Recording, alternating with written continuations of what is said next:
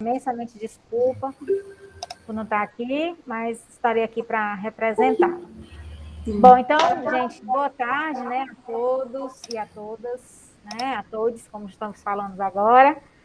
É um prazer imenso receber a professora Adriana, primeiro pelo lado afetivo, porque ela foi a minha orientadora no doutorado, né, eu fui a sua primeira orientanda de doutorado, né, então é uma alegria imensa recebê-la aqui na minha instituição.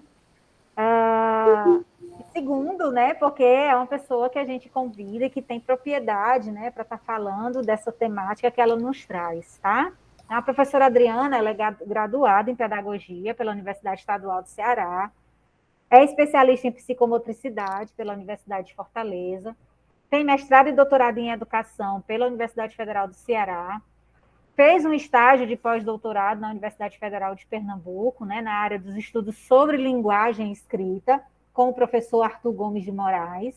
É professora associada 2 da UFC, né, pela Faculdade de Educação, do Departamento de Teoria e Prática do Ensino das Disciplinas, tanto da área de didática como de estágios, né, e é líder do grupo LER, Linguagem e Escrita Revisitada. Ela, atualmente, né, ela coordenou na UFC uma pesquisa nacional intitulada Literatura na Pandemia, no período de 2020 a 2021, que integrou universidades públicas, né, de todas as regiões. Foi coordenadora do projeto de extensão à formação do professor do AE, né, do Atendimento Educacional Especializado, para avaliação e acompanhamento de estudantes que apresentam a deficiência intelectual.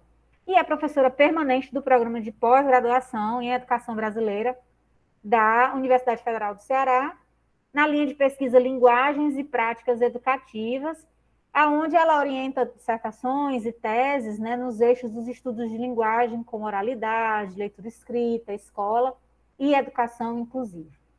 Então, seja muito bem-vinda, Adriana, mais uma vez os meus agradecimentos. E aí a palavra agora é sua. Antes de toda essa formalidade dos agradecimentos, eu gostaria de me autodescrever por uma questão de acessibilidade, né? Então, eu estou aqui em uma sala, né, chamada de escritório da minha casa. Eu estou vestida com uma blusa amarela, meus cabelos são meio claros, né, porque a gente vai envelhecendo e vai meio que usando uma cor mais clara para disfarçar, um pouco longos, estou usando óculos, mas eu sempre reforço que é para perto, eu não tenho problema de vista, mas com essa pandemia sempre usando óculos.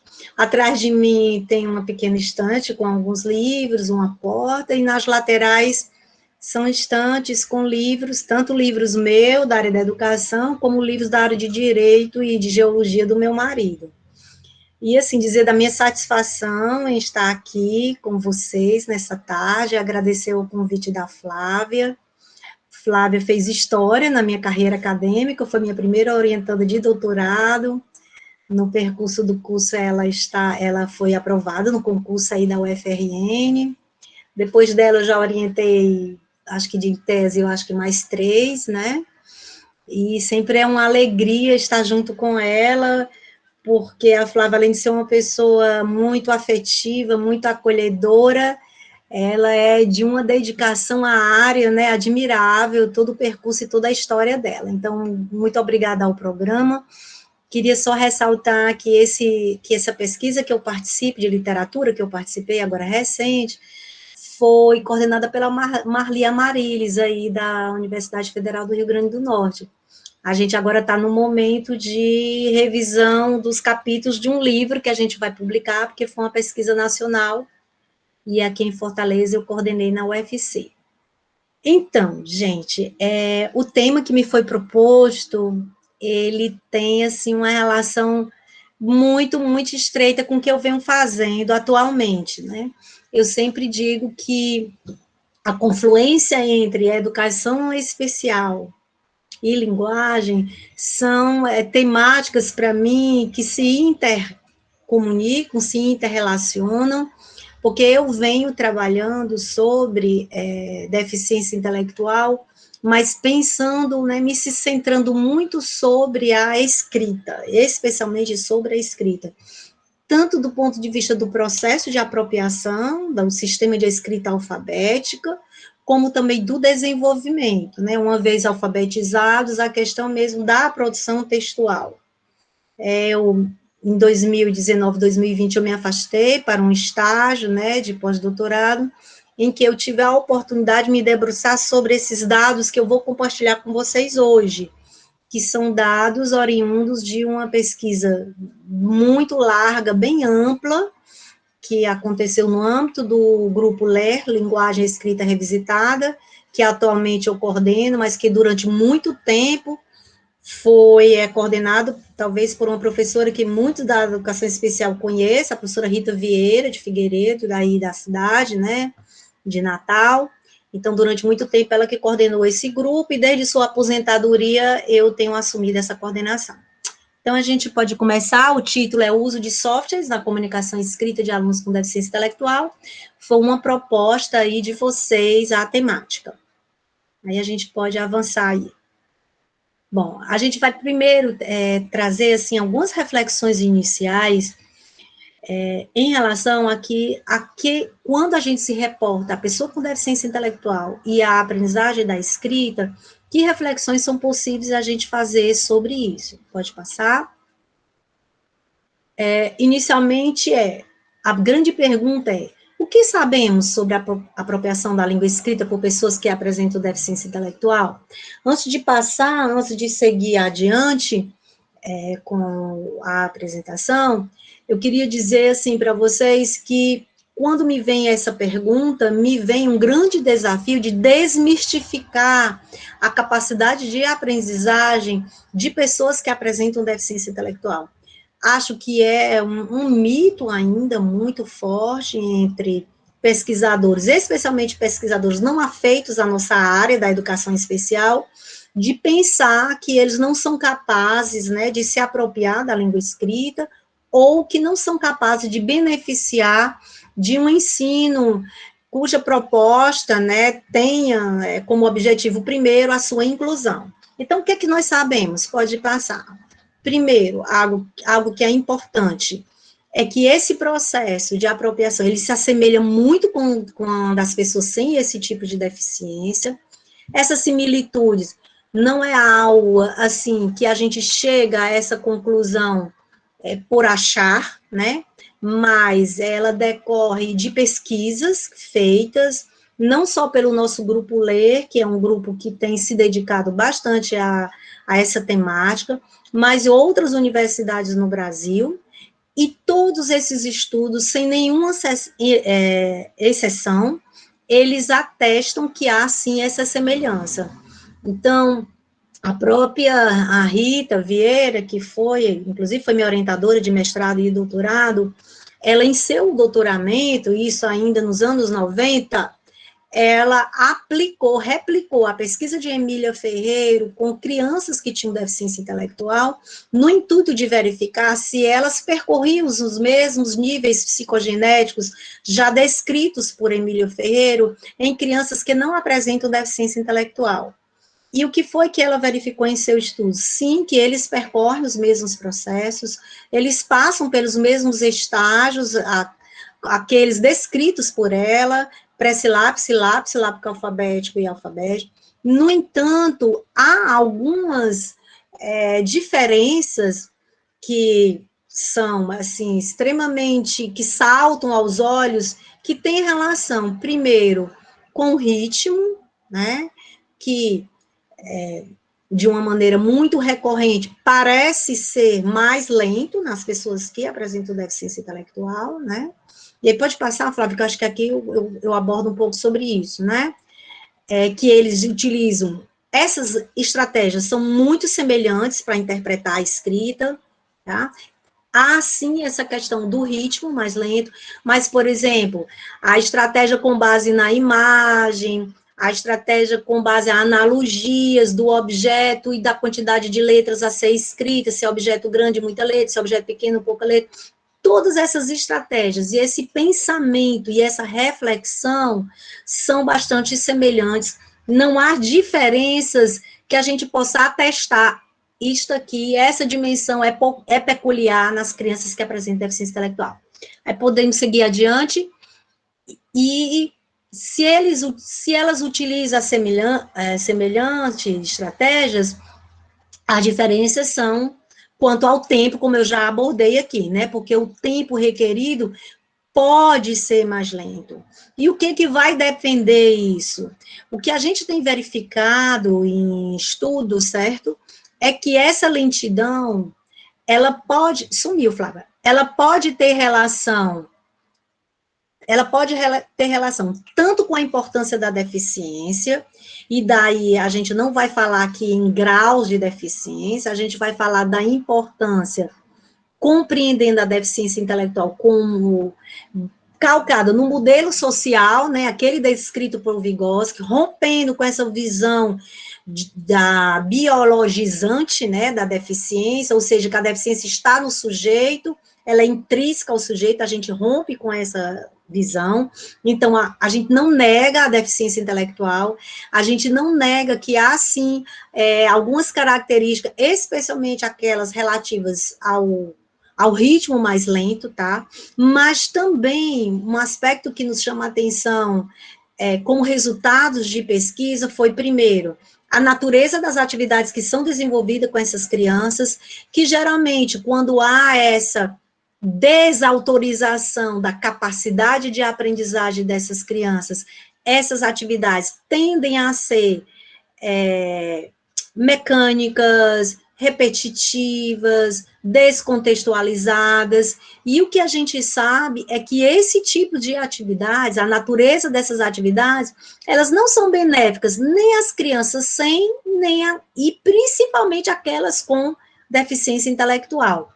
Outro aspecto que a gente verificou já em estudos, em pesquisas que nós realizamos, foi a questão da mediação feita pelo professor. Então, essa mediação tanto tem relação com a natureza das atividades, tá? Como também tem relação com o modo que esse professor provoca essa criança, desestabiliza essa criança, para refletir com e sobre a língua escrita. Porque o que a gente percebe? Ainda há uma mediação que se sobrepõe à capacidade ou à possibilidade da criança refletir sobre a escrita. Ou seja, é como se o professor não dá o tempo para a criança pensar e refletir e logo se antecipa, a gente poderia até usar esse termo, atropelando a possibilidade dessa criança refletir sobre a escrita. Então, a mediação não é qualquer mediação que a gente está se referindo aqui, né? A gente está se referindo a uma mediação intencional, qualificada, deliberada, que respeita o tempo, mas que, acima de tudo, provoca nessa criança funções em amadurecimento, né? Funções que essa criança pode ser responsiva as indagações do professor a partir da condição que ele cria. Então, a gente pode avançar aí para falar dessa mediação e dizer que ela necessariamente tem que ser uma mediação qualitativa e intencional, porque isso é o que vai se constituir, o que a gente vai chamar de uma mediação fundamental, primordial, rompendo com essa ideia de que não é qualquer mediação, principalmente a mediação que desautoriza a capacidade dessa criança, e eu volto a reforçar, e atropela a sua possibilidade de ser responsiva às indagações do professor. Podemos seguir? Então, o que é fundamental diante desse contexto que a gente está trazendo? Primeiro, é preciso romper com a proposição de atividades mecânicas, né? Atividades repetitivas, atividades que enaltecem a memória de uma maneira descontextualizada, porque o que ela vai promover é a pura repetição simples, sem nenhuma reflexão, e a gente sabe que esse tipo de atividade, ela não é benéfica para nenhuma criança, não é só a criança que apresenta deficiência intelectual. Então, essas atividades, elas não vão contribuir para essa evolução cognitiva. E daí, quando a gente está falando de atividades mecânicas, a gente está aqui propondo também aqui a ruptura dos chamados métodos tradicionais de alfabetização, nos quais a memória repetitiva, a decoreba, eram simplesmente o carro-chefe das atividades propostas às crianças nesses chamados métodos tradicionais, tá? Vamos lá? Outra questão, que a gente já sabe como decorrentes, né, são questões que advindas da prática, da sala de aula. A gente verifica que, ao organizar estratégias colaborativas e não de competição, né, a gente vai favorecer a participação e engajamento de todas as crianças, especialmente aquelas que ainda estão na fase inicial de apropriação da língua escrita. E daí, quando eu estou me reportando àquelas que se encontram, eu não estou aqui dando um destaque às crianças que têm deficiência intelectual, porventura. Não. Eu estou falando de toda e qualquer criança que em sala de aula o professor convive com um grupo heterogêneo e nessa convivência, com essa heterogeneidade da sala de aula, a estratégia colaborativa, ela é fundamental, tá? Então, diferentes organizações sociais da sala, em dupla, em trios, em pequenos grupos, organização por grupos produtivos, todos são estratégias que irão favorecer o engajamento e a participação de todas as crianças. Dando continuidade. Então, dentro desse contexto, a gente está falando aqui de uma forma geral sobre a apropriação do sistema de escrita alfabética, a gente está falando aqui sobre a mediação docente, a gente está falando aqui sobre a similitude dessa apropriação, e agora adentrando no que nós vamos, de fato, nos dedicar aqui. O que a gente sabe, então, sobre o uso de softwares educativos para a alfabetização de crianças que apresentam deficiência intelectual? O que já se sabe? Primeiro, vamos lá. O que a gente já sabe? Bom, nos estudos que a gente vem realizando, especialmente esses últimos, de 2018 e 2019, certo? A gente verificou que o uso de software educativo, ele pode contribuir para a alfabetização dessas crianças. No caso de hoje, eu vou trazer resultados de uma pesquisa que a gente usou o software Luz do Saber Infantil, não por uma escolha intencional nossa de pesquisadores, mas devido a um levantamento de campo feito na rede municipal de Fortaleza, em que a gente identificou que era um software bastante usado pelas professoras no atendimento educacional especializado.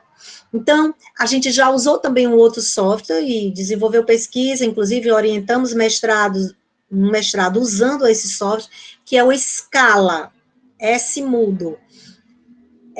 O software Scala é um software produzido pela Universidade Federal do Rio Grande do Sul, né? E na época nós participávamos de uma pesquisa em parceria com a Federal do Rio Grande do Sul e Federal de Pernambuco, e nós usamos esse software usando um módulo de narrativas, né, para verificar esse processo de apropriação da língua escrita e também a produção textual em pares. E o que a gente verificou foi exatamente essa contribuição do software para a alfabetização, assim como o Luz do Saber Infantil. O que mais sabemos sobre software? Esse que eu acabei de falar para vocês, né? Em 2015, 2016, a gente viu a questão do software do Scala, né? Que é um software educativo, que é um sistema de comunicação alternativa para letramento de pessoas com autismo, e aí a gente usou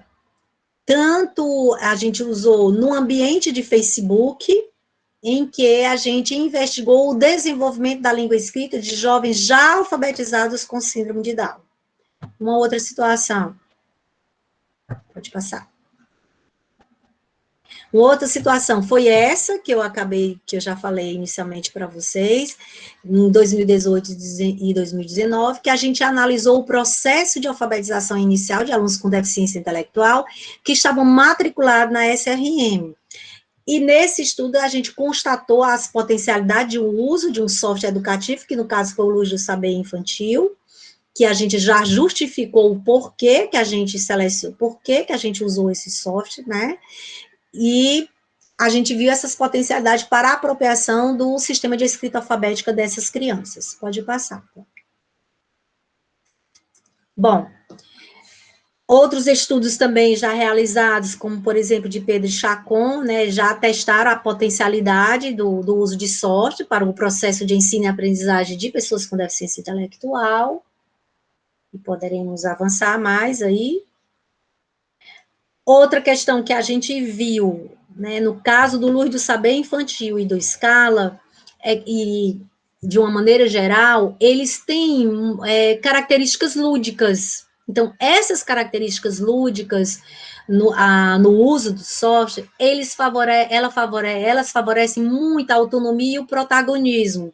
No caso do Luz do Saber Infantil, cada acerto de uma determinada questão, de um dos módulos das atividades, aparece o Paulo Freire felicitando, né, o usuário de que houve esse acerto. E quando não há acerto, há toda, né, ali uma manifestação de contrariedade, né, aparece lá um bonequinho contrariado. Então, a gente verificou que esse tipo de situação, né, em que aparecia o bonequinho lá do Paulo Freire, favorecia essa autonomia e o protagonismo, porque elas percebiam que ali tinha havido alguma coisa que não tinha dado certo e que eles precisavam rever a questão que eles estavam resolvendo. Outro aspecto. Bom, as pesquisas que a gente tem coordenado, principalmente aquelas realizadas na sala de recursos, nem todas são realizadas na sala de recursos, tá? A gente defende que, a partir do que a gente verificou, que essas salas, elas potencialmente, elas são lugares em que o professor pode usar o software educativo de uma maneira mais fluida do que em sala de aula. No entanto, a gente sabe, né, que não é função do professor do atendimento educacional especializado alfabetizar essa criança que tem deficiência intelectual, porque não é competência, não é de sua competência essa tarefa. No entanto, o uso de software pode, como a gente já verificou isso, favorecer a emergência de estratégias de aprendizagem que irão contribuir para a alfabetização dessas crianças. Embora não seja uma finalidade deliberada de alfabetizá-los, mas com certeza vai contribuir no uso de estratégias de aprendizagem e, por que não dizer, consequentemente, poderá contribuir para a alfabetização desses meninos. Pode passar. Bom, eu vou dar agora uma ideia geral das pesquisas do Grupo Ler, Linguagem Escrita Revisitada, e vou fazer um recorte de uma dimensão de uma delas, considerando o tempo que a gente tem aqui, né? Então, o Grupo Ler, como eu já mencionei, ele foi criado pela professora Rita Vieira, né, que, como eu já mencionei, foi minha orientadora de mestrado e doutorado, e com quem eu dividi muitas das pesquisas, depois como colegas que fomos, durante muito tempo, compartilhamos a mesma sala, né, de pesquisa, e nessa última pesquisa, que é essa que eu vou fazer um recorte para vocês, a gente teve 4 eixos, que aí eu queria mostrar a vocês quais foram os eixos dessas pesquisas. Pode, no próximo slide a gente tem. Então, é o seguinte, o eixo condutor nessas 4 pesquisas seria a mediação pedagógica para a aprendizagem da língua escrita de alunos com deficiência intelectual, por meio do uso do software educativo no contexto do atendimento educacional especializado. Então, essa era o grande guarda-chuva do grupo, tá? E no interior dele, nós tínhamos 4 pesquisas. 2 de pós-doutorado, né? Uma de um professor visitante e outra da professora Rita, coordenado por ela. Então, o eixo 1, ele se dedicou a investigar o desenvolvimento de estratégias cognitivas, ou seja, as estratégias cognitivas que essas 12 crianças participantes, junto com seus professores, que eram 4, usavam na interpretação e para a resolução das questões do software, e aí a gente identificou uma série de estratégias que eles usavam. O eixo 2, além do coordenado pelo professor Jean-Robert Poulain, da Universidade Chicoutimi do Canadá, era professor visitante da UFC, além dele ter investigado as estratégias cognitivas, ele também investigou a relação com a mediação pedagógica. E aí ele usou um autor de base, que era Forstein, né, para ver essa questão da mediação. O eixo 3 foi o eixo que eu coordenei, e esse eixo ele se dedicou a ver as características da escrita na fase inicial da alfabetização. E a partir dessas, foram essas características que eu levei 2 instrumentos, tá? Para aprimorar, aprofundar e discutir no meu estágio de pós-doutorado, que eu já mencionei que foi feito com o professor Arthur Gomes de Moraes, e daí eu levei os resultados de pré e pós-testes que foram realizados nessa pesquisa guarda-chuva maior. Esses pré e esses pós-testes, eles foram feitos no início da pesquisa, a gente usou, né, comidas e brincadeiras, tanto era uma autoescrita com figuras, como autoescrita sem figuras. Essas figuras era um banco de dados que a gente apresentava, tá? E daí a criança escolhia comidas e brincadeiras e, posteriormente, fazia sua escrita, sem olhar a figura e olhando a figura. O porquê de figura é porque a gente queria verificar se havia alguma influência da figura sobre a hipótese de escrita das crianças. Eu não vou apresentar os resultados desse pré e pós-testes agora, nessa tarde, tá? Eu vou apresentar agora na tarde o resultado identificado quanto às estratégias de escrita a partir das mediações feitas pelos professores via software Luz do Saber. E o 4º eixo foi coordenado por outra professora que também estava em estágio de pós-doutorado na UFC, que era Camila Barreto, que foi minha orientanda de mestrado e foi orientanda de doutorado, e estava no estágio de pós-doutorado com a Rita. E, no caso dela, o eixo dela era a formação de professores e a mediação pedagógica. Em síntese, o que eu poderia dizer a vocês é que esse banco ainda está rendendo muitas pesquisas, tá? É um banco que vem de 2018, ele já tem 3 anos, e a gente está burilando ainda esse banco, porque são muitas investidas que foram feitas, muitos dados, né? E vocês vão entender que eu vou mostrar rapidamente a metodologia da pesquisa maior para poder ir para o meu recorte. Pode passar.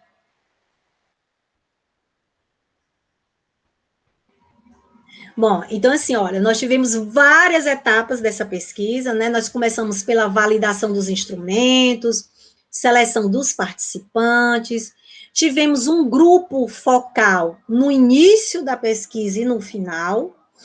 O início da pesquisa, esse grupo focal foram com as 4 professoras do AE, que antecedeu uma formação que foi feita, e depois, no final da pesquisa, tivemos outro grupo focal, tá?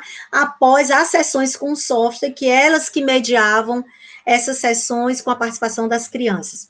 Uma outra etapa foi a aplicação do pré e pós-teste de escrita e leitura. Só essa aplicação do pré e pós-teste foi o meu pós-doutorado, né, que já rendeu muita coisa, tá? Muitos dados, muitos resultados, pode passar. Outra etapa, a 5ª. Pode passar, Flavinha. A 5ª foi a aplicação do pré e pós-testes cognitivos, tá? Foram feitos 3 testes cognitivos, né? O de seriação, figura graduê e de nuvens de pontos, porque nos interessava também ver a questão conceitual do funcionamento intelectual desses meninos, tá? Outra etapa foram encontros de formação com os professores do antes delas começarem a intervir por meio do uso de software, a gente teve formação e formação de várias temáticas sobre software, sobre estratégias cognitivas, sobre apropriação do sistema de escrita alfabética. Eram várias temáticas que a gente trabalhou com essas professoras. A 7ª etapa, que é essa que eu vou falar hoje, o recorte meu vai ser essa, das sessões de intervenção, mediada pelas professoras do atendimento educacional especializado, e os encontros de formação que aconteceram durante todo o decorrer da pesquisa. Pode passar. Bom, então, qual é o recorte que eu vou fazer? Depois que eu dei essa visão geral muito rápida para vocês entenderem o guarda-chuva, né, da grande pesquisa, hoje eu vou trazer, considerando a temática que me foi proposta, eu vou falar um pouco sobre essas estratégias de escrita que as crianças manifestaram em sessões de intervenção via software Luiz do Saber Infantil. É importante eu dizer a vocês que essas sessões eram mediadas pelas professoras do atendimento educacional especializado, não havia intervenção nossa de pesquisadoras durante, havia sim haviam as formações, e a cada grupo de sessões, que nós tivemos 10, a cada 3 sessões, o último grupo foi de 4, a gente parava, porque elas eram todas filmadas, e ia analisar com elas. Olha, como foi que você fez aqui? Como foi que você mediu aqui? O que foi que aconteceu aqui? Então, era feito um estudo minucioso dessas sessões. Podemos passar. Bom, então, qual vai ser o meu objetivo, então, agora? A minha proposta é analisar essas estratégias de escrita que as crianças manifestaram em 2 sessões, né, que a gente destacou, elegendo como critério a temporalidade do estudo. A gente pegou uma sessão inicial e uma mais próximo do fim, para ver essa questão da evolução e o uso dessas estratégias. Podemos seguir adiante. Então, os dados são advindos dessas 2 sessões, a gente chama de S1, que é a inicial, S9 a final, embora a gente teve uma 10ª, tá? Das 12 crianças, eu vou trazer, só para vocês terem uma ideia, o que é o banco, né? Das 12, eu só trouxe de 3, tá? E cada uma dessas crianças tinha uma professora diferente do AE. Eram 4 professoras, e que entre as 12, elas se repetiam em algumas crianças. Mas no caso aqui, eu trouxe... Por que eu trouxe essas 3 crianças, tá? A partir da investida que nós fizemos nos dados, a gente percebeu que essas 3 crianças foram as que mais evoluíram, do ponto de vista do pré e do pós-teste de escrita, tá? Podemos ir, deixa eu só dar uma rápida visão, pode passar, do que eram essas 2 sessões, tá? A gente usou as atividades selecionadas do módulo Ler, que é um módulo do software Luiz do Saber Infantil, porque não o módulo Escrever? Porque na nossa análise a gente viu que ele não se adequava ao que a gente estava propondo, e eu trouxe os dados de 2 sessões, a S1, que o tema era amarelinha, e o gênero textual trabalhado era jogo de regras. As questões das atividades, nós fizemos adequação, certo, dessas atividades. Por quê? Porque tinham enunciados muito longos, ou porque tinham muitas opções de questões. E por que a gente fez isso? Em conversa com as professoras do AE. Elas diziam assim para a gente, olha, esse enunciado muito longo, essas inúmeras opções, elas vão dificultar a participação das crianças, porque elas já usavam esse software com elas. Bom, essas 9 questões, quando a gente analisou cada questão dessa. A gente classificou essas questões em 3 níveis de dificuldade, tá? Aí, sumindo, eu não sei decorado.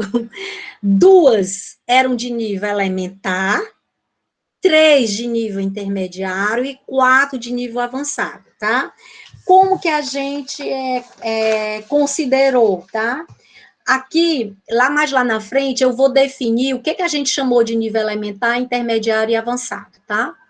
A seção 9, o tema do módulo era papagaio, e o gênero textual era piada.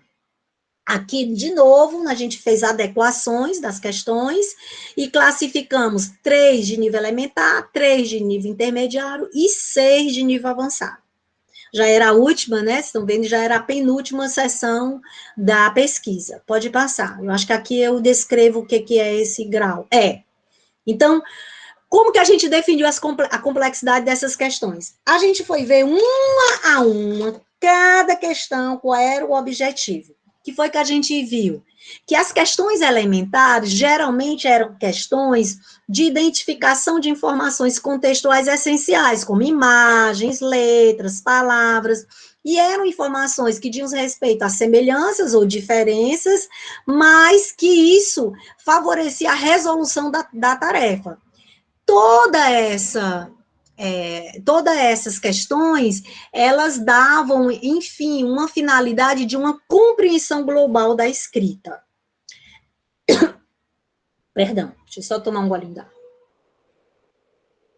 As questões intermediárias eram questões que as crianças usavam estratégia de identificação, associação e a escolha de unidades linguísticas e ou contextuais essenciais para a resolução da tarefa. O que foi que a gente verificou também?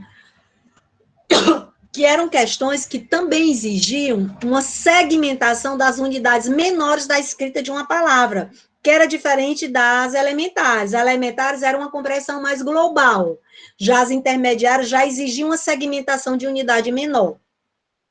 E as avançadas eram questões que iam exigir da criança a utilização de critérios, como, por exemplo, quantidade de letras, de sílaba, ou conhecimento específico, letra, sílaba inicial, letra, sílaba final, consciência fonológica, rima. Então, era uma vastidão de conhecimentos que ela teriam que mobilizar para resolver a tarefa. Então, essa classificação, ela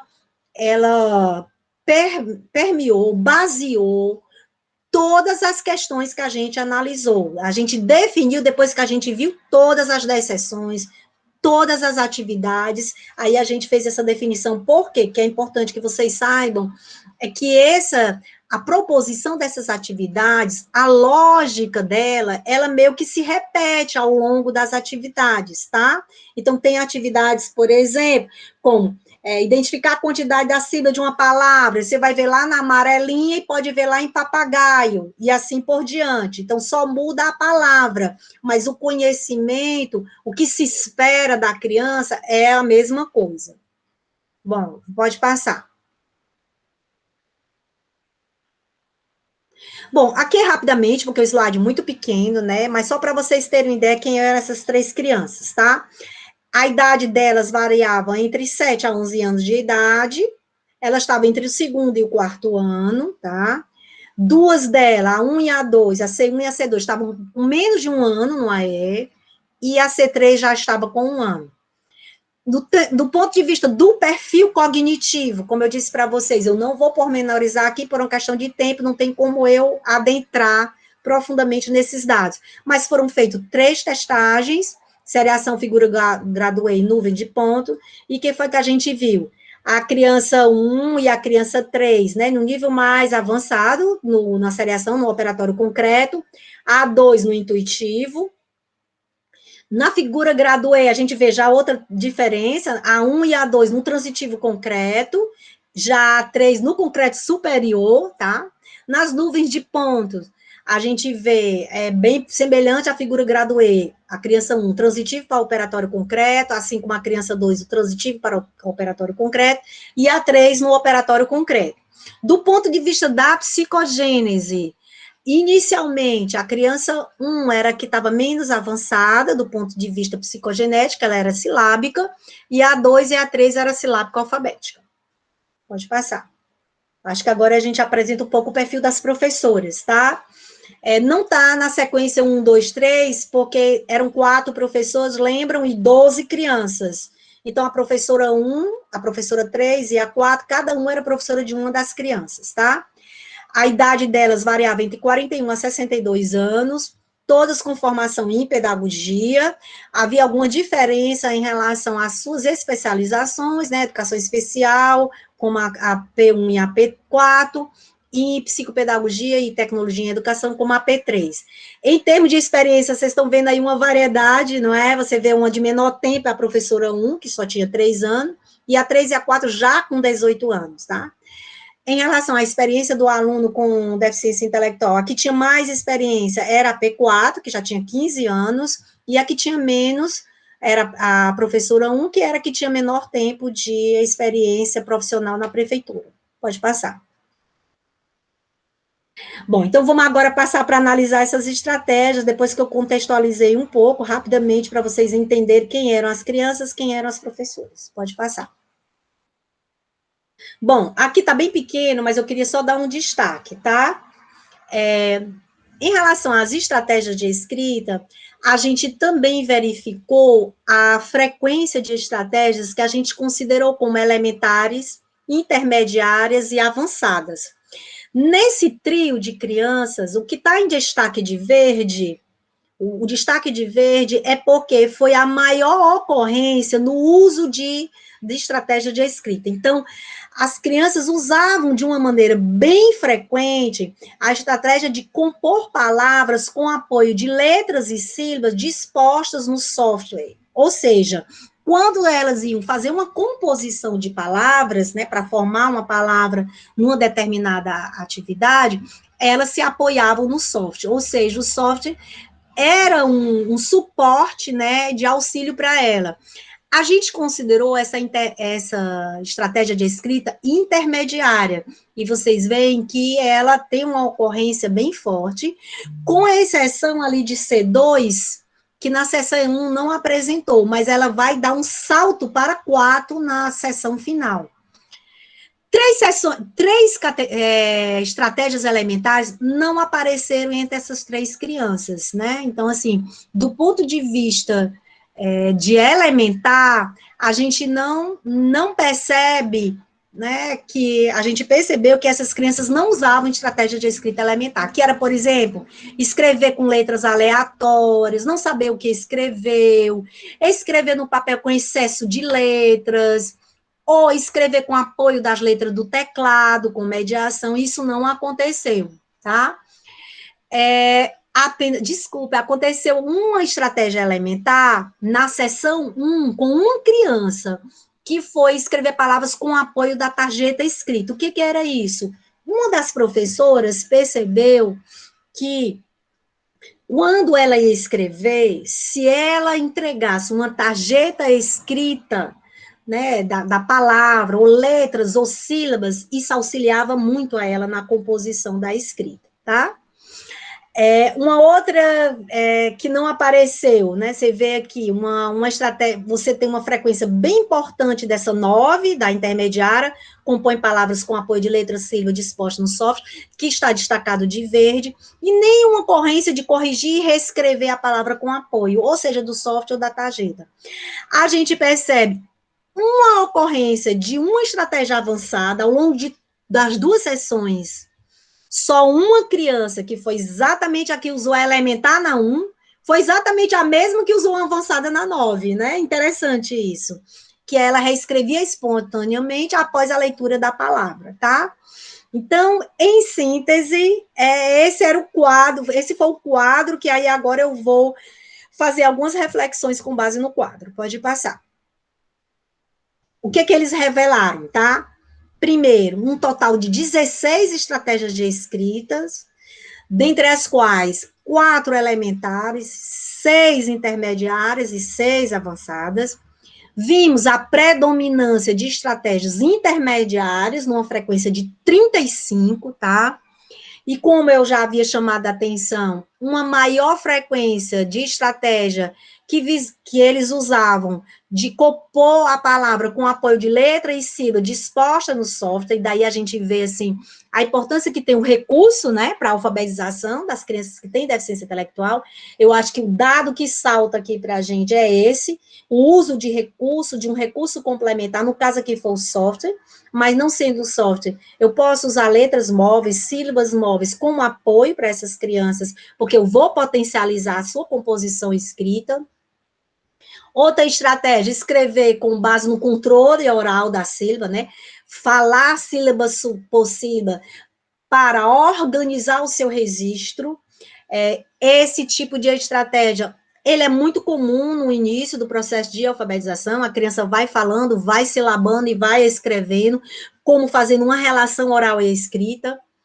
Outra estratégia, um recurso com base no repertório mnemônico, isso é um dado muito importante, principalmente crianças que têm deficiência intelectual, porque a gente sabe, né, os estudos mostram as dificuldades e fragilidades na memória de curto prazo, então usar recurso, repertório de memória na escrita, significa também uma capacidade de transferir conhecimento para um outro contexto, significa que ela está usando esse recurso para escrever outras palavras cujas iniciais, sejam sílabas ou letras, são semelhantes, e ela consegue fazer isso, que a gente poderia denominar, então, isso uma capacidade de transferir conhecimento para um outro contexto, tá? E escrever com base no controle oral, hipotetizando quanto à formação das sílabas, né? Vai falando e vai dizendo pá, pá, pá, e assim por diante. Pode passar. Se fala meu tempo, viu, Flávia, se eu estiver me alongando muito. O que mais que os dados revelaram? Raras incidências de estratégia de escrita classificadas como elementares ou avançadas, tá? Do ponto de vista de elementar, é um dado interessante, importante. Do ponto de vista avançadas, né? É um dado para a gente ver a questão da mediação e como fazer com que essas crianças possam avançar mais, tá? E no interior dessa elementar, a gente vai ver uma estratégia, uma única estratégia elementar, que foi manifestada por uma única criança, e na seção 1, e uma única estratégia avançada manifestada pela mesma que manifestou, pela mesma que usou a elementar, né? Que foi a criança 1. Pode passar. Evolução, outro dado que a gente tem, né? Que houve sim uma evolução importante entre a seção 1 e a seção 9, por quê? Porque eles passaram a usar mais estratégias intermediárias. Eles passaram de uma frequência de 11 vezes para 24, mais do que o dobro, não é? Então, isso é um dado importante e qualifica muito a gente investigar cada vez mais, de uma maneira bem aprofundada, que mediações foram essas que foram acontecendo, que favoreceram essa evolução, né? Que favoreceram a ampliação dessas estratégias intermediárias. Embora a gente veja que a estratégia avançada foi uma raridade aí de incidência. Destacamos também o fato que na seção 9 não ocorreram estratégias elementares, né? Ao passo que houve a utilização de apenas uma, mas já houve, né? Do nível avançado. Pode passar. Tudo isso, gente, eu diria que a gente, como pesquisador, a gente vai tomando decisões e vai tomando caminhos a partir do que os dados vão revelando, tá? Então, os dados vão nos mostrando outras possibilidades de análise, tá? O que foi que a gente observou nessa estratégia de maior frequência? Compor palavras com apoio de letras e sílabas dispostas no som. A criança 1 e 3 se destacaram pela quantidade de vezes que utilizaram, né? Outro destaque, na seção 9, a criança 3, mais do que dobra, de 3 para 7, e a criança 1 de 4 para 6, né? A criança 2, ela demonstra uma evolução importante, porque ela sai de um não uso de estratégia elementar para uma frequência de 7 vezes na seção 9. Ela sai de uma seção 1 sem usar nenhuma estratégia intermediária e vai para uma seção 9 de 7 vezes. Todos esses dados, gente, certamente vão merecer outros tipos de análise. Que tipo de mediação é essa? Cruzamento da mediação com a estratégia. O que essa professora fez? Então, isso tudo está filmado e permite a gente fazer esse tipo de entrelaçamento. Pode passar. De modo particular, o que é que a gente pode destacar entre as três? Lembra que são 12, eu estou só mostrando de 3, né? Que a criança 1 foi a única que usou a estratégia avançada na seção 9, em contrapartida, ela também foi a única que usou de nível elementar na seção 1. Então, a gente pode dizer, assim, que essa criança tem um avanço muito importante, né, do ponto de vista da pesquisa. A criança 1, dentre as 3, foi a que manifestou maior ocorrência de intermediárias, tanto em C1 como S9, S1 como S9. Esse é um dado importante e merece a gente mergulhar, né, nesses resultados da C1 ao longo das 10, né, que eu peguei aqui só 2, a inicial, a final. Ver o que vai acontecendo ao longo dessas 10 sessões para essa criança ir mostrando essa ocorrência e essa evolução. Pode passar. Acho que agora eu vou trazer alguns dados da mediação. Pronto. Aí eu vou, para finalizar, eu vou trazer alguns dados sobre a mediação das professoras, como que a gente organizou esses dados como tipos e subtipos de mediação. Então, a análise da influência da mediação das professoras sobre o uso. O que foi que os dados... Pode passar. O que foi que os dados revelaram para antes? Isso. Bom, a partir da leitura dos dados, né, com base nos vídeos que nós assistimos, a gente identificou 7 tipos de mediações dessas professoras ao longo das 10, tá? Aqui eu estou falando das 10. Depois eu vou dar o destaque da 1 e da 9.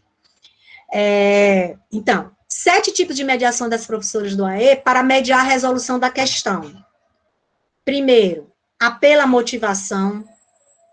Outro tipo, mobilização de conhecimentos anteriores. Utilização de recursos ou materiais.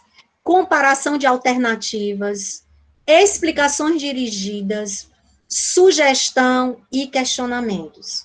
No interior de cada uma dessas 7, nós temos vários subtipos. Eu estou aqui com a minha tabela. Por exemplo, na 1, nós temos 4 subtipos. Na 2, nós temos 4 também. Na 3, nós temos 8 subtipos. Na 4, 8. Na 5, 4, e na 6, 9, e na 7 também 9. Esses dados da mediação, eles foram bastante explorados pela Camila, né, a professora Camila, aquela que eu mencionei, que também estava fazendo estágio de pós-doutorado. Ela usou muito esses dados da mediação, assim como o professor Jean Roberto. Pode passar. Então, o que foi que a gente elegeu para conversar aqui com vocês? A gente foi ver, no todo, quais as mediações mais e as menos frequentes que aconteceram nessas 2 sessões, tá? Então, foram as mediações relativas aos questionamentos e as mediações de explicações dirigidas. Olha a frequência de questionamentos, 338, que foi a mais, e a menos, 49 de explicações dirigidas. Vamos só dar uma olhada rápida aqui nesses dados. Pode passar. Estou quase concluindo. Então, dentro dos questionamentos, o que é que a gente vai perceber aí, tá?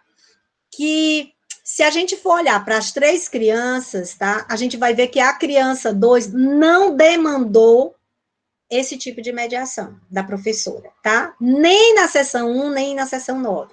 E que mediação era?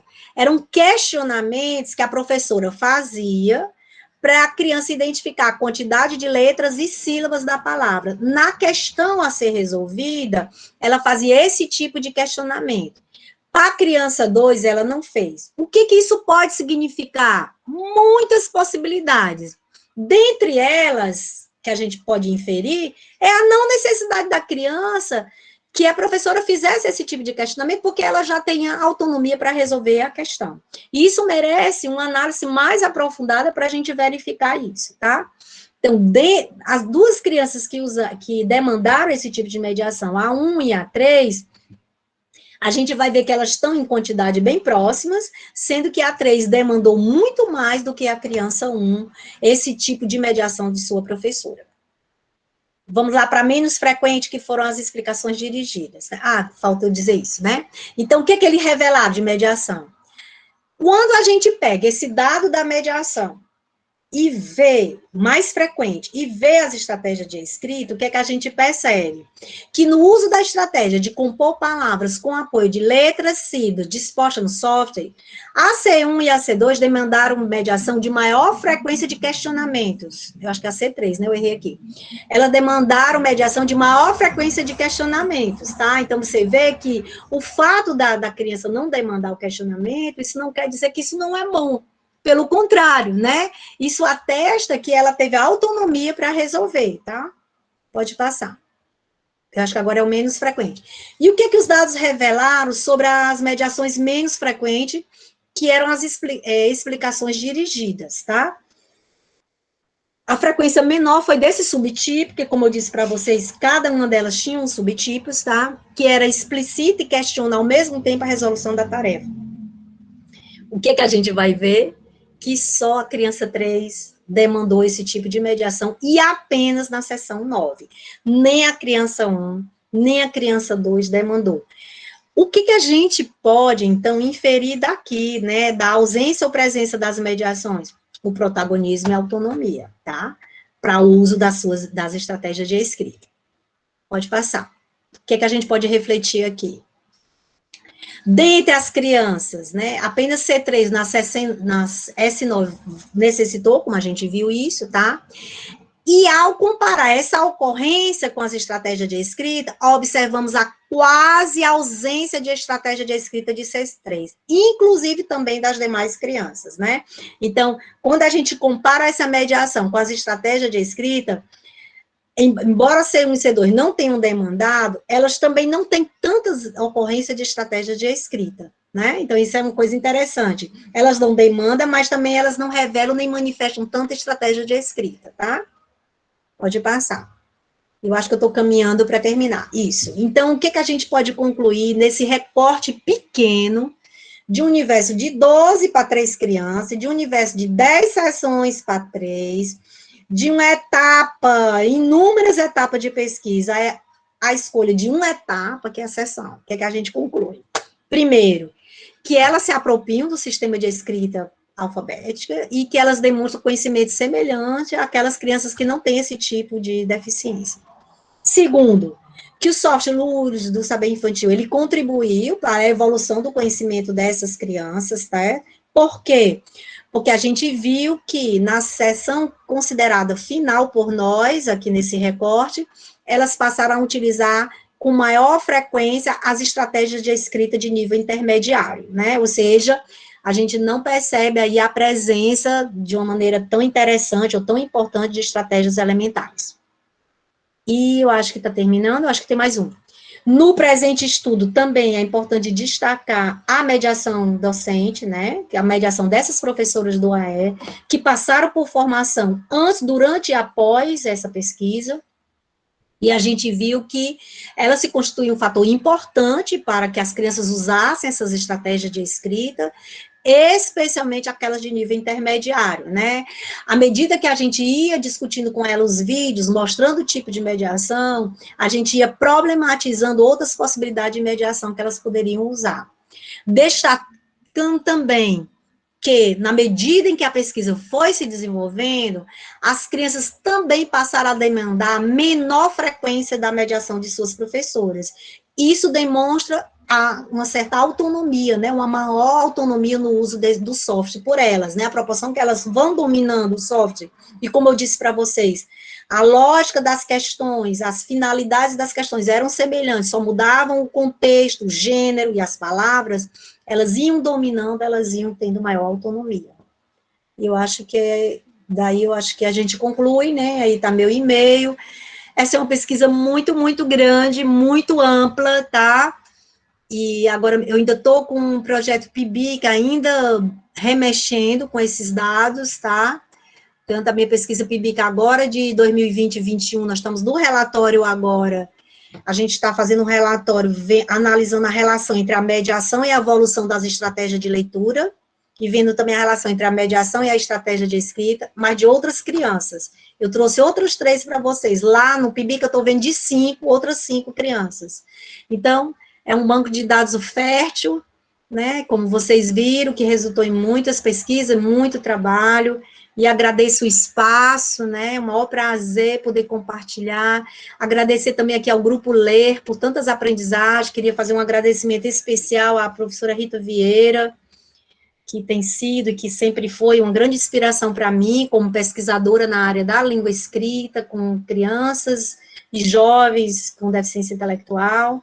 Agradecer aí o programa de pós-graduação em educação especial e estou aqui à disposição de vocês, considerando aqui o tempo e o recorte que eu fiz aqui da pesquisa.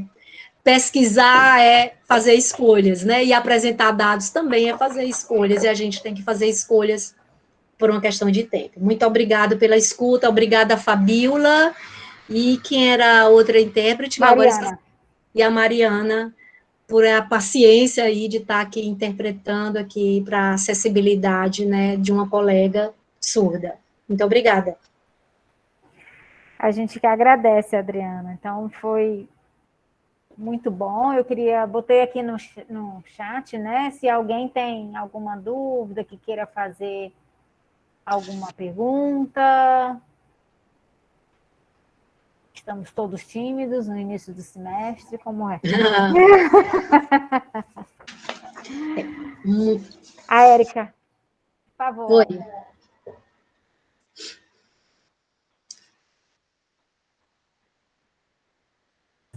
Mulher, eu tenho um problema de conexão aqui com minhas lateralidades. Quando eu ligo a mãozinha, eu desligo o microfone.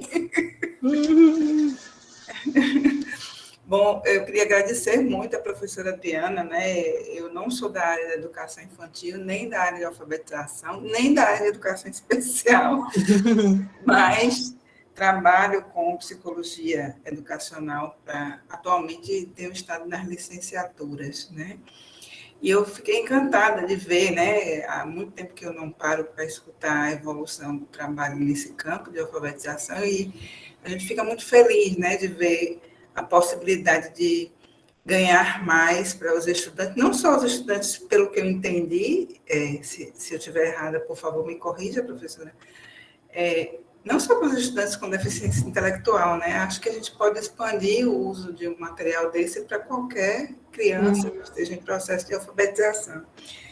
Mas como eu tenho me dedicado mais tempo a trabalhar com os estudantes das licenciaturas, principalmente aqueles que atuam mais nos anos finais e no ensino médio, mas também nesses contextos na EJA, eu queria saber se há possibilidade de expansão de um software como esse para a sistematização do processo de aquisição da língua escrita nos anos mais avançados, né? Já que a gente entende que o processo de alfabetização não começa e termina num determinado momento da escolarização, e se esse software também seria possível de ser adaptado para o uso da alfabetização em jovens e adultos. Eu sei que o seu foco é mais a infância, mas como eu estou meio dedicada a isso, eu gosto sempre de levar para eles possibilidades alternativas de trabalho. Inclusive, viu, Érica, tanto a minha pesquisa de mestrado como doutorado, eu fiz com jovens. Ah, que legal. Foi, com os jovens com síndrome de Down. Na mestrado, eu investiguei como eles haviam se tornado leitores, e no doutorado, eu investiguei a produção textual. Olha aí. Esse software... Certa, então. Mas eu não usei software, nem no mestrado, nem em doutorado. Eu usei outros instrumentos, né? Mas, assim, o Luz do Saber, existe um Luz do Saber sem ser o Luz do Saber infantil, né? E existe também, assim, muitos softwares, né, disponíveis, gratuitos, né, que pode ser acessado. Inclusive, tem uma aluna, viu, Flávia? Depois eu posso ver e mandar para ti, a Camila, que é uma orientanda da Geni, ela fez um levantamento minucioso de softwares. São muitos, eu não tenho, assim, de memória, tá? E muitos são livres, por exemplo, o Scala, que é esse aqui que eu falei para vocês, que é da URGS, ele é livre. Ele tem narrativas, ele tem um módulo só de narrativas visuais, ele tem matemática, tem módulo de alfabetização, e esse foi um software que nós também usamos. Então, assim, sim, com certeza, sim. Inclusive, o Luz do Saber, quando ele foi ele tem como base aí, como princípio, as ideias freirianas, né? Tanto que é o Paulo Freire que aparece lá nos acertos, tá? Então, ele tem uma base aí psicogenética, mas também tem uma base das ideias freirianas na sua composição, tá? Agora, o Luz do Saber Infantil, não, ele é bem infantil mesmo, o nome já está dizendo, né? Ele é mais direcionado mesmo à criança, né? Eu acho que não se adequaria, assim, tanto às jovens, tá? Mas tem o Luz do Saber, só o Luz do Saber sem ser infantil, que acredito que ele, né, eu não dei uma investida nele ainda, né, de uma maneira pormenorizada, mas acredito que ele deve ter, sim, eu diria, algumas características mais adequadas a pensar num público da EJA, considerando as especificidades, né? Que a gente não tem como fazer uma adequação aí de algo infantilizado para jovens, né? Porque tem sobre o papagaio, a piada do papagaio, a brincadeira da amarelinha, que foram os dois que eu destaquei, né? Então, mas assim, Érica, eu posso ver depois com a Camila, que fez um levantamento desse software, eu acho que ela tem, inclusive, um artigo, Flávia, sobre isso. A Camila Almada, não sei se você conheceu, ela está fazendo doutorado lá com a gente. Tá bom? Eu posso depois te lembrar e compartilhar no grupo. Ó, a Socorro aqui até está falando, né? A Socorro é uma orientanda minha de doutorado, né? O Scala. Tu está dizendo que tem o Luz do Saber, que é só para a EJA, não é, Socorro? A Socorro usa o Luz do Saber já há algum tempo. Isso, pronto, ela está dizendo, viu, professora, que tem o Luz do Saber só para a EJA. Adriana, tem aqui uma pergunta do Carlos, que ele gostaria de saber se durante o uso do software foi percebida a necessidade de ajustes nele, ou se contemplou o trabalho. Muitos ajustes. Lembra que eu falei para vocês que a gente reduziu alternativas de questões, a gente editou, como que a gente chama? Nossa, gente, a consigna da questão, a gente fez a edição. A gente diminuiu o número de questões nas atividades, tá? Sim, isso tudo foi com base. Carlos que perguntou? Isso. Isso tudo, Carlos, foi com base no que as professoras nos diziam, porque lembram que a gente teve uma formação inicial com eles? A Socorro, que está aqui conosco, que está falando ó, que o Luz do Saber inicialmente foi idealizado para estudantes da EJA, e a Socorro tinha muita expertise sobre o software, e ela que deu a formação quando foi para falar sobre o software. E quando ela apresentou, muitas vezes as professoras diziam assim, Carlos, nossa, eles não vão conseguir resolver, porque essa consigna não dá, não tem condição, eles não vão entender. Então, a gente fez adequação na consigna, a gente fez redução de alternativas e assim por diante. Isso tudo a gente diz no projeto maior. Acho que tem a Simone aí com a mão levantada.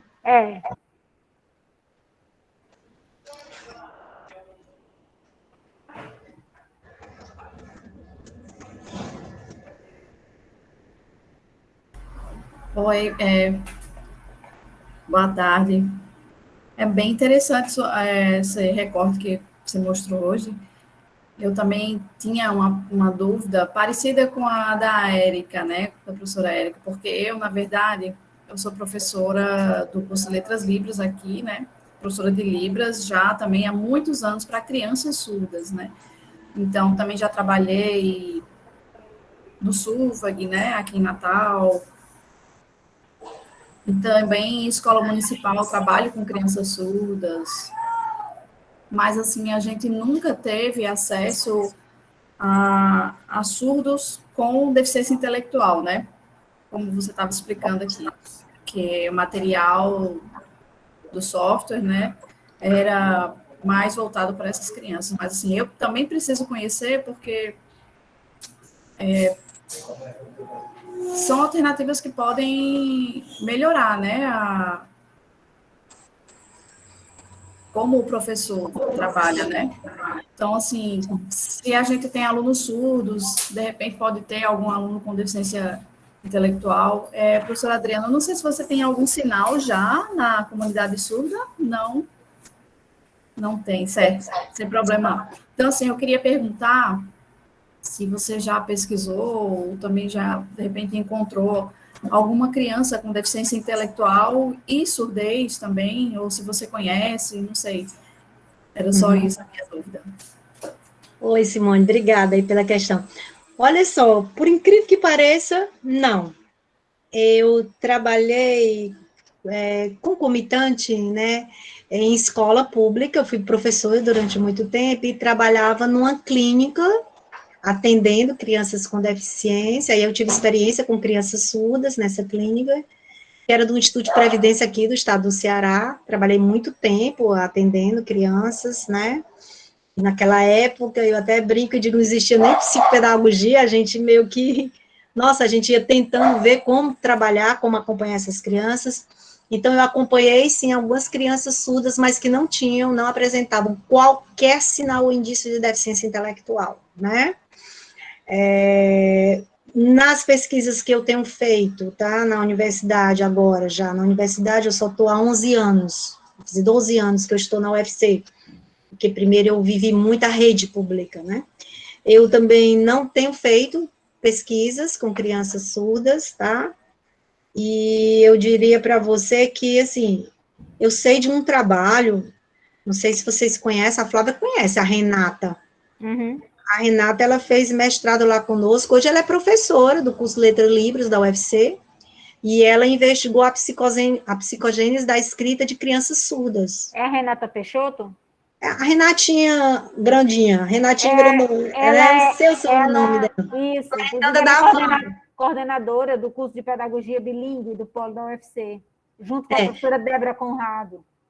sim, ela foi orientanda da Wanda, e ela investigou, e aí, Simone, um dado que eu acho que é interessante do trabalho, né, dela, é que, apesar de todas essas questões, né, da surdez, essas especificidades que tem, né, da aprendizagem, da leitura e da escrita, ela viu que eles passam pelos mesmos processos de construção da escrita, tá? Então, é um trabalho, assim, muito interessante, que merece ser visto aí dela, que mostra... Hoje a gente está discutindo muito consciência fonológica, né? O próprio Arthur tem trazido muito essa discussão, mas o trabalho da Renata mostra que eles percorrem os mesmos caminhos que na reflexão sobre a língua escrita. Mas, enfim, é um desafio, né? Quem sabe, nem que eu não possa encontrar aí. Nada. Deixa eu ver se tem mais alguma colocação aqui no chat. Acho que só Socorro que falou aqui, né? Da idealização do software para a EJA, né? Isso. A Alcione coloca, né, que o software do Isabel é bem atrativo, ela só sente falta da janela, né, de intérpretes, porque, por exemplo, tem aluno surdo com deficiência intelectual, né? E aí falta a acessibilidade a esse público, né, o próprio software. Sim. Tem que ver essa questão da acessibilidade, né, para ver o uso. Né, porque eu estava lembrando que a Simone falou da história dos recursos, né, da importância de ter esses recursos, esses suportes, mas tem que ver a acessibilidade. Isso. Aí a gente não testou isso, tá? A gente testou, entre aspas, a gente avaliou a acessibilidade na resolução da questão pela criança com deficiência intelectual. A gente viu isso, mas essa é uma outra questão, não. Quem sabe vocês podem ver isso, né? A Nara, ela faz uma pergunta, né, uma curiosidade, se na sua investigação sobre as características de escrita desses alunos, houve influência na escrita quando associada a figuras e quando não. Se elas auxiliavam no processo ou não, se fez diferença ou se não fez diferença. É Nara, né, que chama? A gente chama ela de Nara. É o Willis Nara, Nara, de Nara. Nara, olha, por incrível que pareça, a figura não foi determinante. Né? Porque era assim, ó, porque aí foi o outro braço da pesquisa, que foi do meu estágio pós-doutoral, né? Que era assim, eles falavam nomes de comidas e nomes de brinquedos, certo? O pesquisador, que aí no caso foram os bolsistas PIBIC, tinham algumas imagens prévias, figuras prévias, e daí, dentre as que eles mencionavam, eles escolhiam. Aí depois que escolhiam, pedia para escrever sem mostrar a figura, e depois pedia para escrever mostrando a figura. E assim, olha só, uma coisa que é interessante, essa tua pergunta, Nara, dá uma fala, porque assim, olha, quando você pede para escrever, você fala, né? Por exemplo, uma comida, escreva feijão, né? Para ele escrever feijão, eu falei. Quando eu não falo e mostro a figura e peço para ele escrever olhando a figura, ele é que vai ter que pronunciar a palavra e vai fazer a sua escrita, né? Mas a gente não percebeu. A gente não percebeu diferença com ou sem a figura. Interessante, isso foi um dado até que com o meu supervisor, né, na época, com o Arthur, você sabe que o Arthur, ele é uma expertise na área da alfabetização, mas ele sempre dizia assim, eu não tenho experiência na área da deficiência intelectual, Adriano. E quando a gente foi ver os dados, foi uma coisa que ele me chamou a atenção, olha, tá vendo aqui, a figura não foi determinante. Claro que, Nara, eu acho que isso merece uma investida ainda maior, né, ver se realmente é isso mesmo, ou se foi nessa situação, tá? Que aí eu não tenho como generalizar que a figura não tem importância. Eu tenho que dizer que nessa pesquisa ela não foi determinante, né? Eu analisei, inclusive na classificação das escritas, a gente identificou 2 estágios que não foram descritos por Emília Ferreira, que a gente chamou de outros 1, outros 2, que tem uma outra característica que não é o pré-silábico, silábico, silábico alfabético e o alfabético, tá? Aí isso é outra fala, é outro dia, que aí são outros dados dessa mesma pesquisa. Pois é. Por nada, Nara, prazer. Mais alguém que levantou a mão? A Sinara.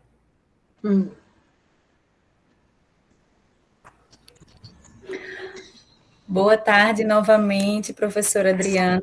Gostaria de parabenizar pela sua belíssima apresentação, tão rica, né? Acho que nos faz refletir sobre uma série de questões. A linguagem tem essa propriedade, né? A linguagem perpassa toda a existência humana, social, cultural, então nos abre portas e janelas para refletir sobre uma série de coisas. Eu não tenho tanta experiência na área de deficiência intelectual, enfim, não é exatamente a minha área de trabalho, assim como a professora Érica, que foi uma das primeiras a falar. Eu sou professora da área de psicologia educacional. A psicologia educacional faz, né, algumas interfaces com a educação especial, mas também não é a mesma coisa exatamente, né? E eu fiquei curiosa ao ouvir você, ao ouvir as questões, né? Pensando sobre como a linguagem, isso Vygotsky já nos dizia, né? Como a linguagem abre as portas para o desenvolvimento mental, de uma maneira geral, né, para a formação da mente como um todo. E eu fiquei pensando, existe algum estudo comparativo, ou não necessariamente comparativo, mas que faça um cotejamento das diferenças existentes entre as crianças, já que, no caso, a pesquisa que você trouxe aqui foi prioritariamente com crianças, né? Mas até poderíamos pensar jovens e adultos também. A pergunta é mais no sentido assim, são crianças que tiveram contato com a leitura, né? Tiveram contato com, enfim, um contato inclusive sistematizado, né? Com a leitura, com a escrita, enfim, com práticas de alfabetização e letramento, digamos assim.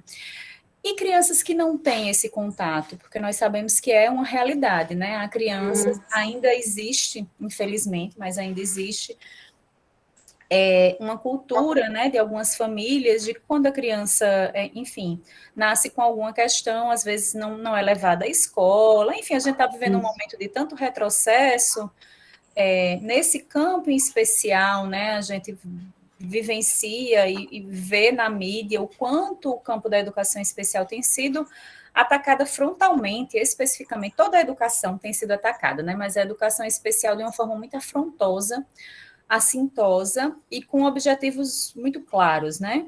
E essas crianças que, porventura, não têm contato com a linguagem escrita, enfim, com as práticas de alfabetização e letramento, há estudos que mostram, assim, mais claramente as diferenças no desenvolvimento. Vou falar desenvolvimento cognitivo porque, em geral, é o que tem mais pesquisas dizendo, mas a gente sabe que não se separa cognição de afetividade, de motricidade, né? Mas, assim, Há pesquisas que mostrem isso, no caso das crianças com deficiência, enfim.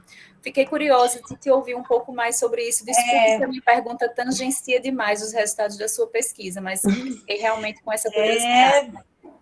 Olha, por nada, Sinara, é uma pergunta muito, muito pertinente, porque, assim, o que a gente tem tentado na área da educação especial, com todas essas, eu diria, esses insultos, né? É demonstrar essa capacidade, que eles são capazes, que eles aprendem, que eles podem desenvolver, etc.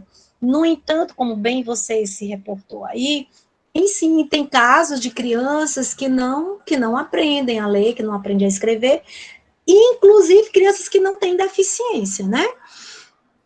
Haja visto que nós temos ainda no nosso país pessoas que não têm autonomia em sua leitura e escrita e não têm nenhuma deficiência, né? Que tem a ver com todo esse contexto que você mencionou, né? Principalmente do contexto do letramento e eu diria, das práticas intencionais, né? Porque ler e escrever pressupõe uma prática de intencionalidade.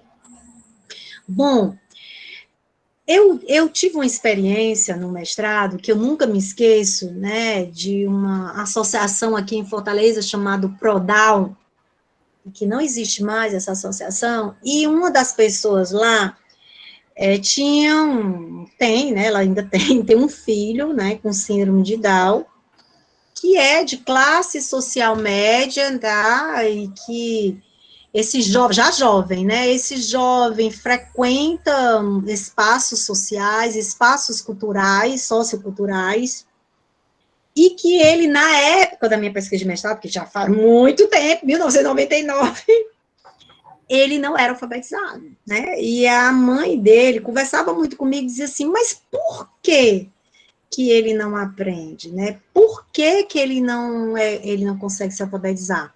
Ele tinha toda essa condição, ele tinha um ambiente cultural rico, diverso, ele frequentava, não era como você disse, Sinara, não ficava dentro de casa e tudo. É um caso assim, investigar o que acontece. Uma coisa me chamava bastante a atenção, tá? Nele, que era a dificuldade dele de fazer a representação semiótica, ou seja, ele não conseguia desenhar, né? Ele tinha uma dificuldade imensa de representação, né? E como a gente sabe que a escrita é um sistema de representação, não é um código, né? A gente sabe que escrita não é código, é um sistema notacional, né? Assim como a gente tem a nota musical, a cartografia, a escrita é um sistema notacional. E nunca estudei o caso desse menino, mas eu acredito que uma boa pesquisa era exatamente dar uma investida nesses meninos que não aprendem a ler e a escrever, mesmo diante, que aí eu já trago uma outra questão, né, diferente da tua, Sinara, mesmo diante de um contexto cultural rico, de possibilidades, e não aprende. Aí você pode perguntar, nossa, será que tem alguma relação com a importância da deficiência em si, né, essa questão mesmo intelectiva, do funcionamento intelectual? Aí a gente teria que avaliar, né, avaliar o funcionamento intelectual, teria que verificar isso de uma maneira que eu não fiz, tá? E realmente, assim, eu tenho conhecimento de estudos, assim, que querem atestar a incapacidade deles, tá? Que querem atestar essa incapacidade, tá? Eu tenho enveredado pelo outro lado, né? Buscado essas histórias de sucesso, essas histórias de êxito, essas histórias que conseguem aprender. Mas, certamente, esse grupo aí que não aprende, ele merece, sim, que a gente burile, né? Veja o que acontece. E o caso desse menino, o nome dele vem o tempo todo aqui na minha cabeça, ele falava, ele se comunicava, tá? Mas ele tinha um desenho empobrecido, e ele não lia nem escrevia já adolescente. Eu não sei como ele está hoje, não existe mais o Prodal, eu não sei, saberia te dizer. E com certeza seria uma pesquisa muito interessante, sim, ver. Até nessa diversidade, sabe, Sinara? Esses que têm muita oportunidade e os que não têm, e mesmo assim não aprendem, o que acontece? Qual é a variável aí, né? Teria que ver. A Kátia levantou a mão. Tá, tudo bem. Oi, boa tarde. Boa tarde. Eu sou a professora Kátia, a professora Débora que mandou o link e me convidou. Eu sou professora do Departamento de Educação de Caicó, né, do DEDUC, Séries Caicó, aqui da UFRN. E queria primeiro parabenizar a organização, né, do programa de mestrado profissional em educação especial, trazer a professora Adriana Gomes e as contribuições dela, né, com a sua pesquisa, mas a fala agora da professora Sinara me remeteu muito às minhas pesquisas e eu achei que eu deveria dar uma pequena contribuição também, porque justamente a minha história, professora Adriana, é muito parecida com a sua. Eu também passei a maior parte da minha vida na educação pública estadual e municipal, só que do estado de Sergipe. Eu estou aqui no Rio Grande do Norte recentemente. E minha área de atuação é justamente, sempre foi, né, justamente, agora estou como pesquisadora, mas sempre foi na alfabetização de alunos com deficiência intelectual e com autocomprometimento cognitivo, vamos dizer assim, porque eu lidava com alunos com deficiências múltiplas, então, geralmente era deficiência intelectual associada ao autismo, à paralisia cerebral, né, e as minhas experiências, e algumas eu já consegui escrever na forma de relato, demonstram que, e eu lidei muito com esses alunos nesse perfil que a Sinara falou, que estavam em casa. Tive uma aluna, por exemplo, peraí, gente, aqui é Berenice, sabe? Ela adora aparecer nas minhas aulas. Eu tive uma aluna com 12 anos de idade que chegou para mim sem nunca ter contato com a escola. Aliás, ela teve um contato muito traumático e negativo quando ela tinha 6 anos de idade, depois disso, até por um movimento de defesa, a mãe não a levou mais para a escola e ela ficava trancada em casa, sem contato. Ela foi por uma denúncia ao Ministério Público e chegou na minha sala. Era uma sala de estimulação precoce, mas que, na verdade, eu tinha alunos até de 19 anos de idade. Espera aí só um instante. Berenice, tá aprontando todas aqui. Oh, meu Deus do céu! Desculpa, gente. Quem tem pet em casa, a gente passa por esse tipo de coisa. Enfim... E eu passei 3 anos com essa aluna, né? Eu percebi que, não só com ela, mas meus anos todos, né? Nessa sala de aula de estimulação, eu tinha alunos de 7 a 19 anos, na verdade. Deveria ser uma sala de estimulação precoce, mas não era. E era um somatório de fatores, né? A gente tem toda a questão do compromisso nas funções executivas, conativas, por conta da deficiência intelectual, mas a gente tem um comprometimento muito maior por conta, a Francisca também tem gatinhas, por conta da falta de mediação.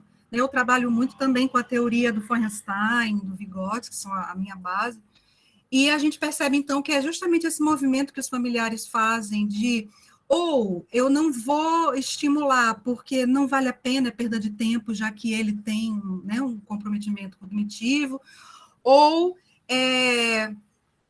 essa criança cresce à margem, ou ela é super protegida e também o coitadinho e também acaba não sendo, né, estimulado como deveria. Então, essa menina mesmo chegou para mim com 12 anos de idade, a gente fez um trabalho todo baseado na questão das funções psicológicas mesmo. Eu trabalhei toda a questão da otimização da função de percepção, de atenção, de metacognição, para criar um alicerce, né? Inclusive um alicerce motivacional, porque a gente vê que esse aluno chega para a gente cheio de bloqueios e só ouviram nãos, e você não é capaz, você não consegue, você é lerdo, você, né?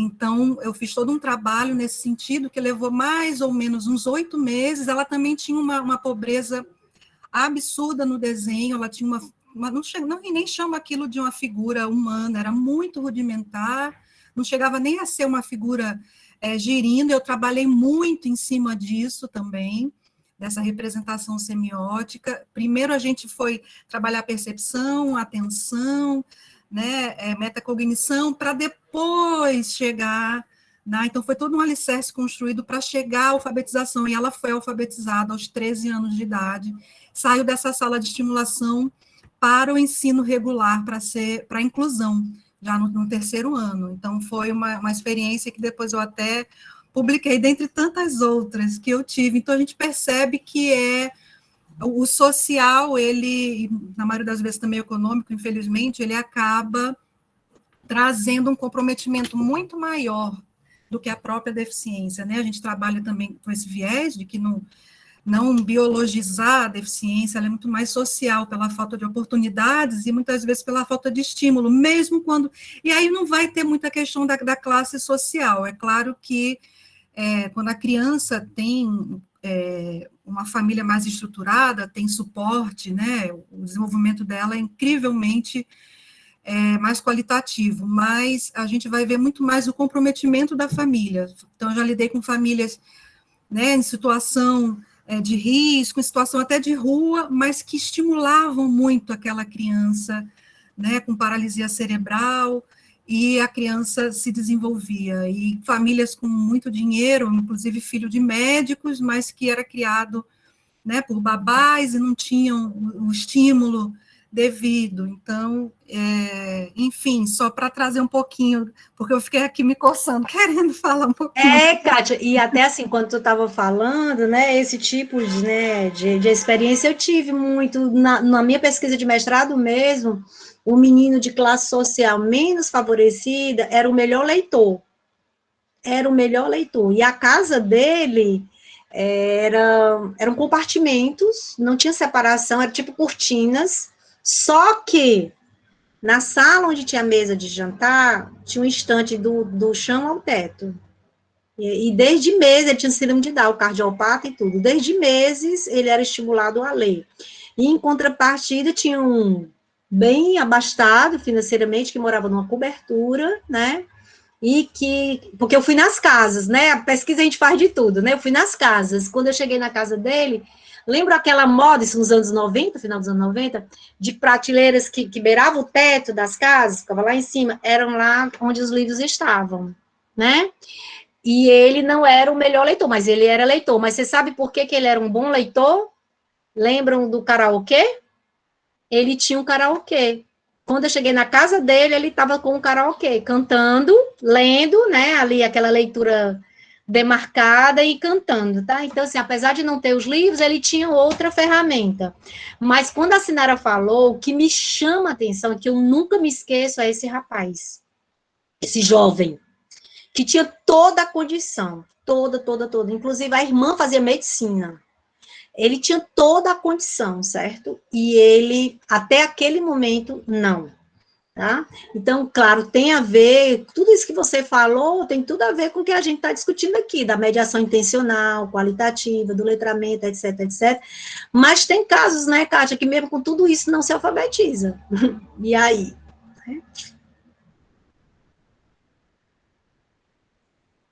A Jaciene, né, levantou a mão aí. Boa tarde a todos e todas. Primeiro, gostaria de dizer que um prazer, uma grata satisfação te conhecer, Adriana. Esse contexto remoto tem possibilitado, né, essas trocas, então eu espero um dia conhecê-la presencialmente. Então, uma curiosidade que aí, assim, eu fui pegar, foi um momentinho que eu saí para pegar um copo d'água e eu acabei retornando, e era só para contextualizar, que eu fiz uma pergunta em relação se existiam softwares semelhantes, né? E aí eu acredito que pode ser aplicado em relação aos nossos estudantes com alguma dificuldade intelectual no ensino superior, e aí, porque tinha escrito o nome Scala. É esse o nome do software? Estava no chat. Scala é um software que não é para educação superior, não. Ele foi criado pela Universidade Federal do Rio Grande do Sul, mas ele é um software que, inicialmente, ele foi criado para crianças com autismo. E sim, quando a gente teve uma pesquisa... deixa eu só te explicar isso, porque eu acho que é importante. Quando a gente teve uma pesquisa financiada pela CAPES, que foi a Universidade Federal do Ceará, Pernambuco e URGS, a gente propôs pegar esse software Scala e usar com as crianças que têm deficiência intelectual. Daí a gente fez umas pesquisas PIBIC, e tivemos também 2 pesquisas de mestrado. Uma foi da Jamília, que foi orientada pela Rita, e outra foi da Neidiana, que foi orientada por mim. Então, elas duas usaram o software, o Scala, com crianças com deficiência intelectual, que até então não havia sido usado. E depois disso, a gente viu várias fragilidades do software em relação ao uso, né, com as pessoas, e eles lá da URGS foram muito solícitos. Inclusive, hoje eles criaram um módulo de alfabetização, mas eu acredito, Jacene, que aí seria uma outra seara, né? Eu acredito que é uma investida interessante, dar uma olhada, o que existe, porque eles estão cada vez mais na educação superior, né?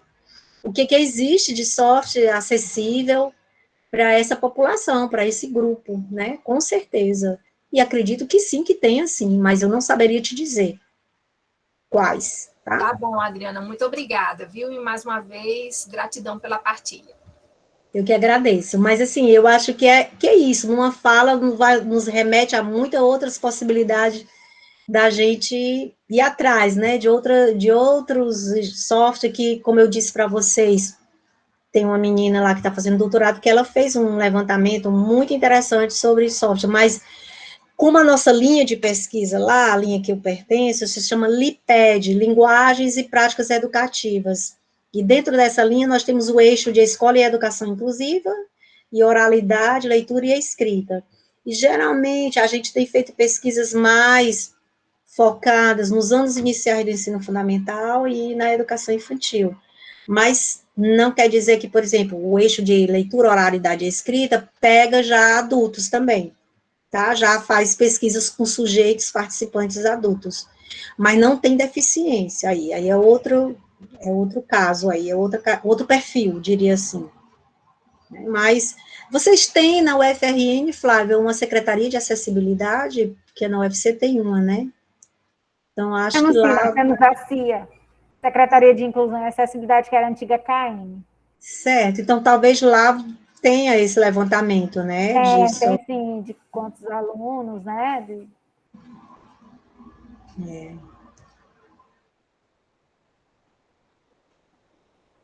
Sei se mais alguém quer alguma outra participação. Inclusive, o próprio professor que coordena, o professor Ricardo, o foco dele é o ensino superior, né? Sim. Então, as orientandas devem ter muitas informações voltadas para essas questões da inclusão no ensino superior. E a gente vai ter muito mais, assim, na educação superior, surdos, né? Muitos surdos cegos. Na própria faculdade de educação a gente tem cego, tem... Hoje a gente está com nossa, graças a Deus, uma heterogeneidade, né, da população na universidade cada vez maior. O público está lá dentro, né, chegando na universidade, que bom.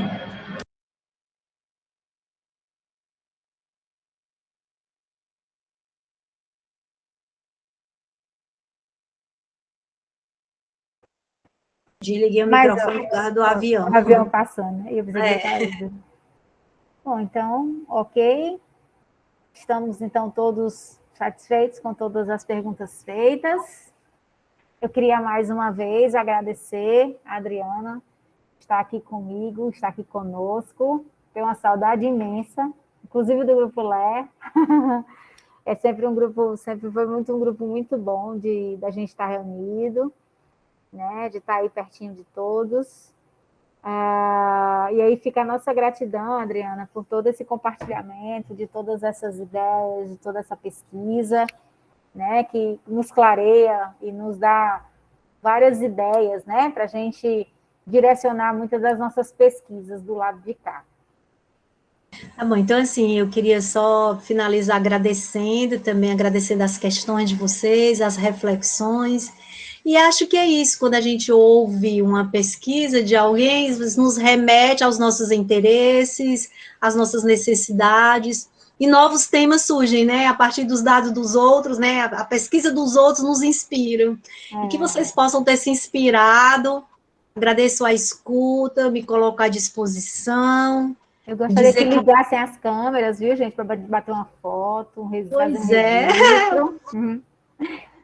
Eu estou realmente, não sei para vocês, professoras, como vocês estão vivendo isso, mas eu não aguento mais essa imagem especular. Isso, exato. Nossa, como é ruim a gente se olhar no espelho o tempo inteiro. E vou propor, gente, que a gente bata palmas para a nossa professora Adriana. Ah, que é É uma isso. coisa que a gente anda sentindo falta também, né?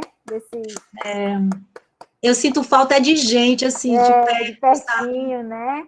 É muito ruim, muito ruim mesmo a gente não poder estar junto, né? Mas é como disse alguém aqui, mas como acho que foi a Jaciene, o ensino remoto também possibilitou a gente se encontrar de outra forma, né? Isso, com outras configurações, né? Acabam vindo. Eu vou ter que tirar vários prints, porque nós estamos com uma turma bem cheia, né? Nós temos. Nossa, tem muita gente, eu tô vendo. Mais de 50 pessoas já. Exato, 55 pessoas, algumas pessoas tiveram que se retirar. Então, por Isso. favor, liguem suas câmeras. Olha, e meu chefe de departamento reclamou que tentou entrar e ninguém autorizou ele, o Alexandre. Ele, aí eu só fui ver depois que eu falei, Alexandre, agora não dá mais. Agora Na verdade, é porque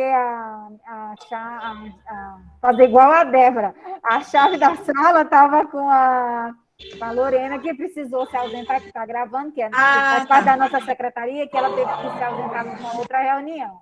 E aí ela deixou aqui e deu uma escapulidinha lá rapidinho. Tô vendo aí a Lúcia, tudo bom, Lúcia? Vai. A gente já se encontrou aí algumas vezes, né, Lúcia? Já almoçamos juntas, eu, ela e Rita. Prazer. Prazer em revê-la. Prazer também. Deixa eu ver aqui, cadê? Eu queria bater outras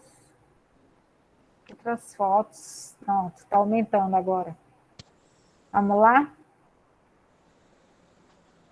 Aí, isso é o pessoal vai no OneDrive. Acho que agora pegou todo mundo, tem impressão. Como é isso, eu não sei. Como é que aparece para todo mundo quando bate a foto. Até dizer para a Lúcia, agora a Rita se aposentou de vez, viu? Eu estou aposentada também, viu?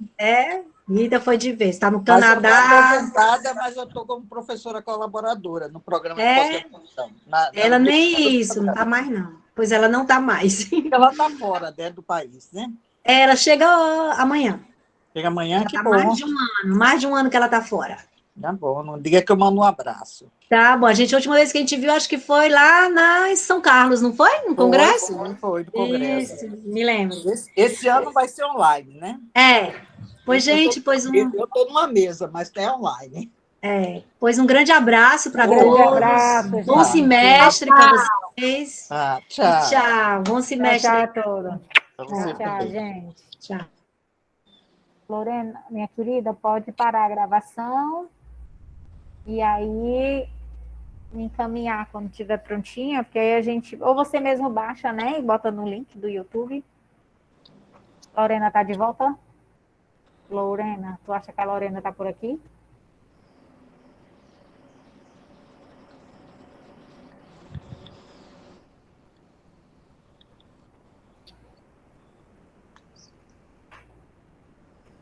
Pronto, Lorena, eu acho que se a gente sair, aí fica gravado no e-mail institucional lá, né? Que ela abriu eu não sei se foi pelo dela. Isso, fica gravada. Pronto, então, tchau, tchau. Lembrando as meninas, né, do programa que na outra semana que começam os encontros síncronos das disciplinas, né? Essa semana nós vamos estar na semana de planejamento.